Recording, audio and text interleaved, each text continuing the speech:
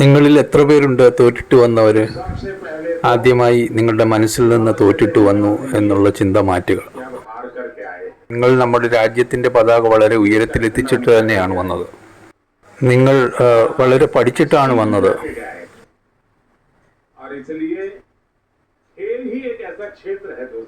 അതുകൊണ്ട് അങ്ങനെ ഒരേ ഒരു ഇടമേ ഉള്ളൂ. അവിടെ ആരും തോൽക്കുന്നില്ല. നിങ്ങൾ ഓരോരുത്തരും വളരെയധികം പഠിച്ച് മനസ്സിലാക്കിയാണ് വരുന്നത്. ഇത് ഞാൻ ആദ്യം തന്നെ പറയുകയാണ്. അതുകൊണ്ട് ഞാൻ മനസ്സിലാക്കിക്കൊണ്ട് തന്നെയാണ് പറഞ്ഞത്. കൈ പൊക്കുവാൻ പറഞ്ഞപ്പോൾ നിങ്ങളിൽ 80% പേരും കൈ പൊക്കിയില്ല. അവർക്ക് ഞാൻ പറഞ്ഞ കാര്യം പിടികിട്ടി. എന്നാൽ കൈ പൊക്കിയവർ വളരെ താഴ്മയായും വിവേകത്തോടുകൂടിയും കൈ പൊക്കിയതാണ്. എന്നാൽ അവരോട് എനിക്ക് പറയുവാനുള്ളത്, അവർ അതിനെക്കുറിച്ച് ആലോചിക്കുകയേ വേണ്ട. നിങ്ങൾ പുറകിലായി പോയെന്ന്. നിങ്ങൾ വളരെ പഠിച്ചിട്ടാണ് വന്നിരിക്കുന്നത്. നിങ്ങൾ ഞാൻ പറയുന്നത് അംഗീകരിക്കുന്നുണ്ടോ? അങ്ങനെയല്ല, നിങ്ങൾ ഉറക്കെ പറയൂ. നിങ്ങൾ കളിക്കാരാണ്. ശരി, എനിക്കൊരു കാര്യം അറിയേണ്ടതുണ്ട്. കളിക്കളത്തിൽ നിങ്ങൾ ചെയ്തത് ലോകം കണ്ടു. പക്ഷെ അതിനപ്പുറത്ത് എന്തൊക്കെ ചെയ്തു നിങ്ങൾ? വലിയ കളിക്കാരുമൊക്കെ ആയിട്ട് നിങ്ങൾക്ക് പലതും അറിയാൻ കഴിയും. അത് എന്താണ്? അതൊക്കെ ഒന്ന് പറയുകയാണെങ്കിൽ വളരെ നന്നായിരുന്നു.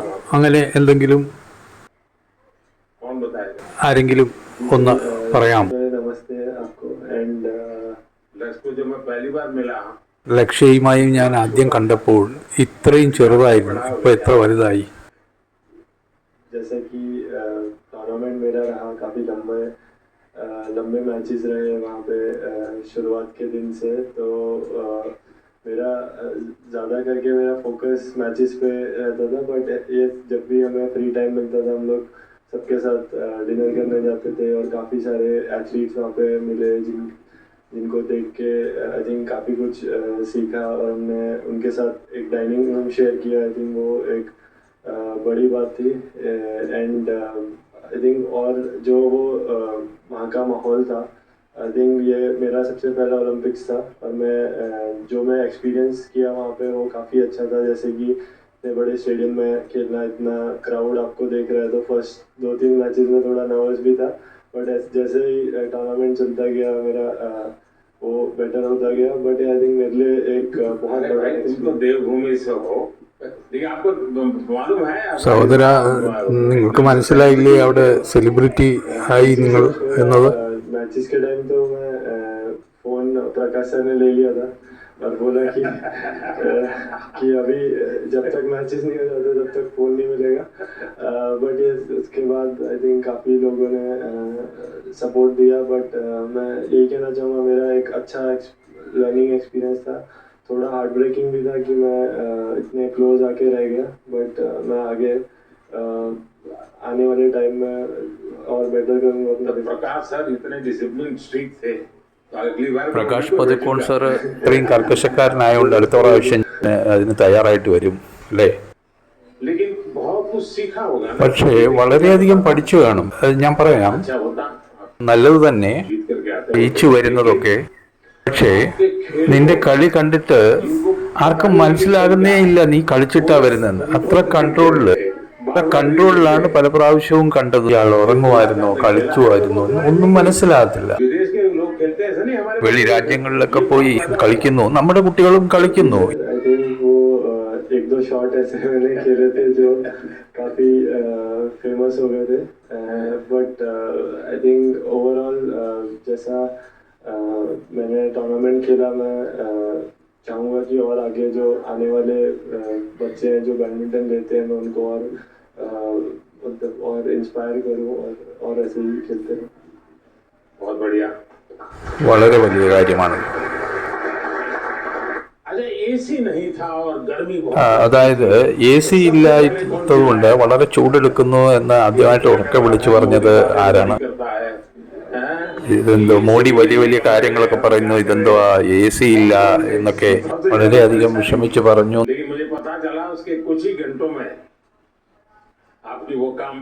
എന്നാൽ നിങ്ങളുടെ ആ പ്രശ്നവും പരിഹരിക്കുവാൻ സാധിച്ചു. എല്ലാവർക്കും കിട്ടിയില്ലേ എ സി ഉടനെ തന്നെ? ख्याल रखा जाता है ख्याल നോക്കൂ നമ്മൾ എത്രയധികം അവരെ ശ്രദ്ധിക്കുന്നു, കാര്യമായി എടുക്കുന്നു എന്നത്. नमस्कार सर, मेरा नाम अंजुम मॉडगिल है। मैं शूटिंग स्पोर्ट्स से हूँ। तो मैं बस जनरल एक्सपीरियंस जो मेरा सेकंड ओलंपिक्स था और कुछ पॉइंट से मेरा फाइनल्स में नहीं रहा, बट एज एन इंडियन और एज एन एथलीट मैंने ये चीज़ एक्सपीरियंस की जी, जो एथलीट्स हर दिन एक्सपीरियंस करते हैं कि एकदम खुशी अपना कोई भी गोल अचीव करने में और एकदम से निराशा, वो ओलंपिक्स के टाइम पे इंडिया की परफॉर्मेंस की वजह से पूरे देश ने एक्सपीरियंस किया। एक दिन मनु के मेडल पे एकदम खुश, फिर काफ़ी इंसिडेंट्स हुए जिसमें फोर्थ रहे और विनेश का जो लाइक पूरी स्टोरी थी वो बहुत ही डिसहार्टनिंग थी। फिर और हॉकी का जो मैच था उसके बाद वो खुशी, जो एथलीट्स हम नॉर्मल लाइफ में हर दिन एक्सपीरियंस करते डिफरेंट इमोशंस, वो पूरे देश ने एक्सपीरियंस किया इस 10 दिन में। और आई थिंक एक इंडिया में स्पोर्ट्स कल्चर बढ़ाने के लिए ये गेम्स बहुत ही अच्छा टाइम पे आए एंड आई थिंक इसके आगे से लोग बहुत अच्छे से हमारी स्पोर्टिंग जर्नी को समझेंगे और जो भी पॉजिटिव चेंजेस हैं वो और भी बेटर होंगे आगे के टाइम पे। आपकी बात सही है, सिर्फ आप लोगों ने नहीं, നീ പറഞ്ഞത് ശരിയാണ്. നമ്മുടെ ഭാരതത്തിൻ്റെ ഓരോ കോണിലും ഓരോ സ്ഥലത്തും थोड़ा सा ഇതിൻ്റെ ചെറിയ വലിയ വലിയ കാര്യങ്ങൾ ഉണ്ടായിട്ടുണ്ട്. वो यही वजह से कार चलाते हैं ना, അത് കാരണം अगर हमें ड्राइविंग നമ്മൾ കാർ ഓടിക്കുമല്ലോ, അപ്പോൾ ഡ്രൈവിംഗ് അറിയാമെങ്കിൽ നമ്മൾ പുറകിലിരിക്കുക എന്ന് കൂട്ടിക്കും. അപ്പോൾ മുന്നേ ഇരിക്കുന്ന ആൾ ബ്രേക്ക് ചവിട്ടാൻ വരുമ്പോൾ നമ്മളിങ്ങനെ ബ്രേക്ക് ചവിട്ടും പുറകിൽ നിന്ന്. खिलाड़ी वहाँ खेलते थे, കളിക്കാരിങ്ങനെ കളിക്കുമ്പോൾ ഇവിടെ ആൾക്കാർ ഇങ്ങനെ മുകളിലേക്കും താഴേക്കും ചാടുകയാണ്. सीधे आपने ये रिटायर्ड होने का निर्णय റിതേഷ്, നിങ്ങൾ റിട്ടയർ ചെയ്യാൻ തീരുമാനിച്ച വളരെ നേരത്തെ തീരുമാനിച്ചതോ അതോ എന്താണ്? थोड़ा साल से सोच रहा था सर। मेरे टीम वालों ने भी बोल रहे भाई कब छोड़ेगा, यही क्वेश्चन आ रहा था। बट मुझे ऐसा लग रहा था सर, आई मीन मैंने 2002 में पहले बार कैंप में गया और 2004 में फर्स्ट इंटरनेशनल खेला जूनियर टीम में, तब से खेल के आ रहा हूँ। तो मैंने सोचा 20 साल से अपना देश के लिए खेल रहा हूँ तो एक अच्छा प्लेटफॉर्म से रिटायरमेंट लेना है। तो ओलंपिक्स ऐसे एक प्लेटफॉर्म है सर जहाँ पे पूरा दुनिया अपना फेस्टिवल मनाता है, तो सोचा इससे अच्छा तो मौका मिलेगा नहीं, इसलिए तो एक अच्छा डिसीजन। लेकिन मैं बताता हूँ ये പക്ഷേ ഞാൻ മനസ്സിലാക്കുന്നത് ഈ ടീമിന് നിന്നെ നഷ്ടമാവുക തന്നെ ചെയ്യും. ടീം നിങ്ങൾക്ക് വളരെ അതിശയകരമായ യാത്രയയപ്പ് നൽകി. ये टीम को बधाई എൻ്റെ है, യാത്രയയപ്പ് सरपंच साहब ने बड़ा സർപഞ്ച് സാബ് ഒരു വലിയ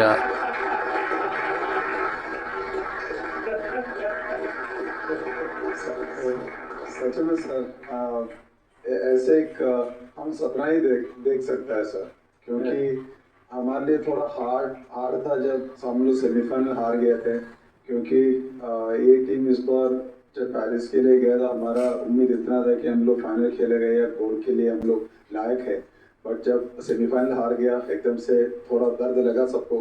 बट आखिर जब लास्ट मैच के लिए हम लोग उतरा था तब सब लोगों ने ये बोला कि यार ये मैच 3-5 के लिए जीतना है। तो मेरे लिए तो सबसे गर्व की बात यही है सर, क्योंकि इतना साल का जो मेहनत अपना देश के लिए किया है, ये भाई लोगों ने मेरे लिए साथ दिया, मेरे साथ दिया, और हम लोगों ने मैंने स्पेशली वो पोडियम से अपना टीम को थैंक यू बोला, गुड बाय बोला सर। अच्छा मुझे बताइए भाई, जब ये आपको ब्रिटेन के सामने 10 लोगों के ഒരു കാര്യം ഇതൊന്ന് പറഞ്ഞ്, ബ്രിട്ടനോട് കളിച്ചപ്പോൾ 10 പേര് വെച്ചിട്ട് അത് എങ്ങനെ സാധിച്ചു, എന്താണ് അത് ഒന്ന് പറയാമോ? സർപഞ്ച് സാബ് ഒന്ന് പറയാമോ?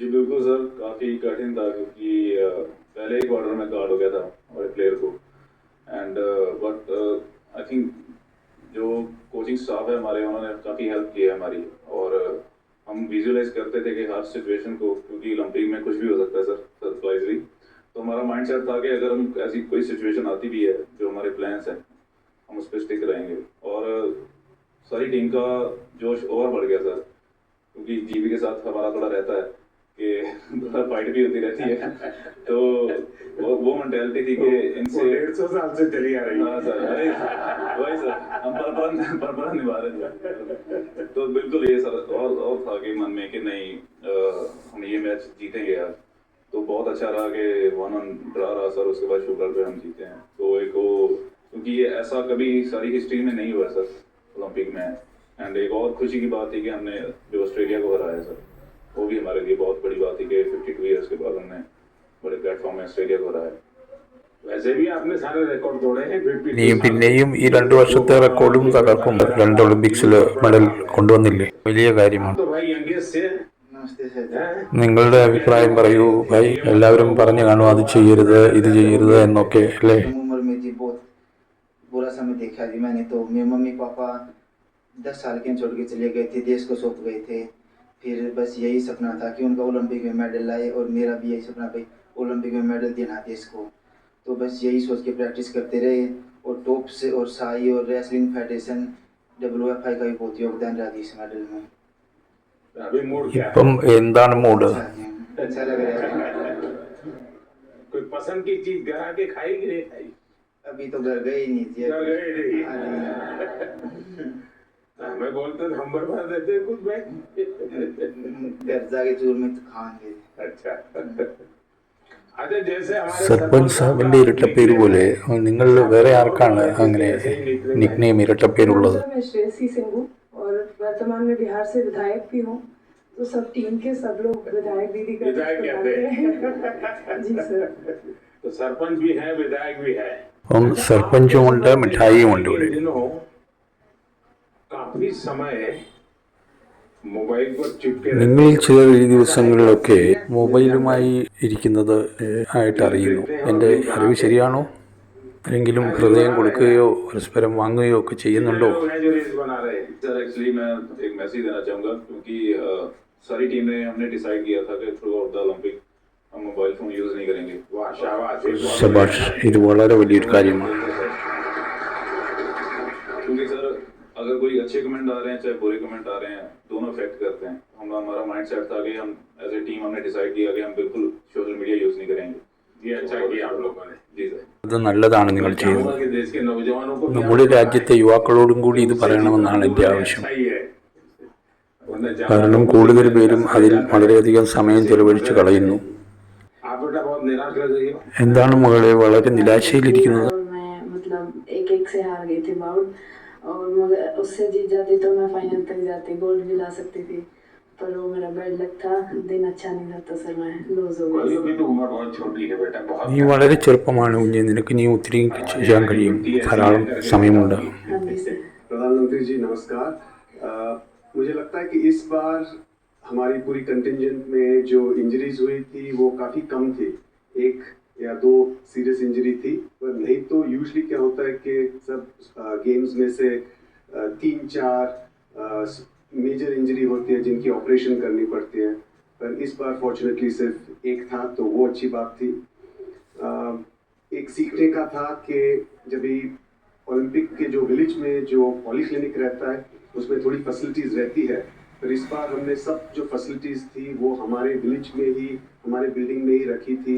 और इसलिए काफ़ी एथलीट जो थे वो उनका जो कुछ भी रिकवरी करना था, इंजरी मैनेजमेंट करना था, प्रेपरेशन भी जो करना था वो बहुत ही आसानी से कर सके। आई थिंक बहुत सारे एथलीट को वो वो प्रेफरेबल था, और आई थिंक उससे एटलीस्ट वो कॉन्फिडेंस था कि हमारे पास सब कुछ है। आई थिंक इससे भी फ्यूचर में भी ऐसे ही हम करते गए तो हम सपोर्ट दे सकेंगे हमारे एथलीट को। देखिए साहब, डॉक्टर ने मुझे बहुत महत्वपूर्ण बात बताई कि इस बार हमारी टीम में ഡോക്ടർ സാബ് പറഞ്ഞ അനുസരിച്ച് ഇപ്രാവശ്യം മുറിവുകൾ, ഇഞ്ചുറി വളരെ കുറവാണ് ഉണ്ടായത്. इसका मतलब है ഇതിൻ്റെ കാരണം എന്തെന്ന് വെച്ചാൽ कि हर चीज കളിയുടെ ഓരോ കാര്യത്തിലും നിങ്ങൾക്ക് എക്സ്പെർട്ടായിട്ടുള്ള ആൾക്കാർ വളരെ അടുത്ത് തന്നെയുണ്ട്. खेल होता है कि हमें കളിയിൽ കൂടുതൽ ശ്രദ്ധിക്കുമ്പോൾ ചിലപ്പോൾ നമ്മുടെ ശരീരത്ത് കൂടുതൽ ഡാമേജുകൾ, കൂടുതൽ മുറിവുകൾ ഉണ്ടായേക്കാം. हो रहा है कि आप लोगों ने खुद अपने आप को तैयार किया। നിങ്ങൾ നിങ്ങളുടെ ശരീരത്തെ സ്വയം തയ്യാർ ചെയ്തെടുത്തു എന്നുള്ളതാണ് മുൻകൂട്ടി തന്നെ. अपने से बनाया है। നിങ്ങളുടെ ശരീരത്തെ അങ്ങനെ പാകപ്പെടുത്തി എടുത്തതുകൊണ്ട് നിങ്ങൾ വളരെ വലിയ മുറിവുകളിൽ നിന്ന് രക്ഷപ്പെട്ടു. लोगों ने വളരെയധികം ശരീരത്തെ ട്രെയിനിങ് ചെയ്ത് പാകപ്പെടുത്തി എടുത്തു. നിങ്ങൾ അതിന് വേണ്ടി ശ്രമം നടത്തി. तो इसके लिए तो आप सब നിങ്ങളോട് നന്ദി പറയേണ്ടതുണ്ട്. साथियों, मेरे साथ हमारे मनसुबे मांडविया जी हैं, खेल राज्य मंत्री बहन रक्षा सिंह जी है, हमारी खेल जगत में जिन्होंने देश का नाम रोशन किया, पीटी उषा जी है।